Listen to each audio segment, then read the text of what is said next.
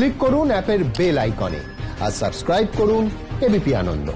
সব সময় থাকুন খবরে। শোভনদা ভারতীয় জনতা পার্টি জয়েন করেছেন, তিনি বরিষ্ঠ নেতা, এমএলএ। তো বাকিদের সঙ্গে যেরকম যোগাযোগ রাখি, আমাদের কার্যকর্তা তার বাড়িতেও যাচ্ছেন, কথা বলছেন, উনি কিভাবে কাজ করতে চান ব্যাপারে আলোচনা করছেন।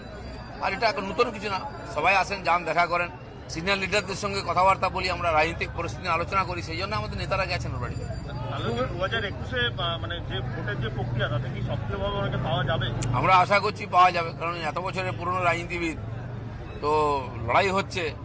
ভোট নিয়ে বিজেপির তৎপরতার মধ্যেই ফের শোভন চট্টোপাধ্যায়ের বাড়িতে বিজেপি নেতৃত্ব। শোভনের বাড়িতে শুক্রবার রাত 9টা নাগাদ যান পশ্চিমবঙ্গের দায়িত্বপ্রাপ্ত বিজেপির সহকারী পর্যবেক্ষক অরবিন্দ মেনন এবং রাজ্য বিজেপির সাংগঠনিক সাধারণ সম্পাদক অমিতাভ চক্রবর্তী। শোভন ও তার বান্ধবী বৈশাখী বন্দ্যোপাধ্যায়ের সঙ্গে প্রায় 2 ঘন্টা বৈঠক হয়। এর আগে অমিত শাহর সঙ্গে দেখা করেছিলেন শোভন এবং বৈশাখী। সূত্রের খবর, বিধানসভা নির্বাচনের আগে শোভনের ভূমিকা কি হবে তা নিয়ে বৈঠকে আলোচনা হয়েছে।